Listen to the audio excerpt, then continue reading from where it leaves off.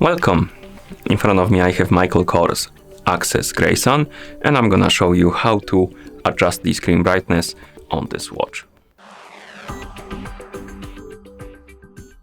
First, we need to wake up the screen on our watch. You can do it by pressing any of the buttons. After you wake up the screen, you can press the middle button right here to open the menu. Now, scroll through the menu and find the settings icon. And once you find the settings icon, tap on it to enter the settings. In settings, scroll down and find the option called the display. Once you find display, tap on it to enter. And here you should see the option adjust brightness.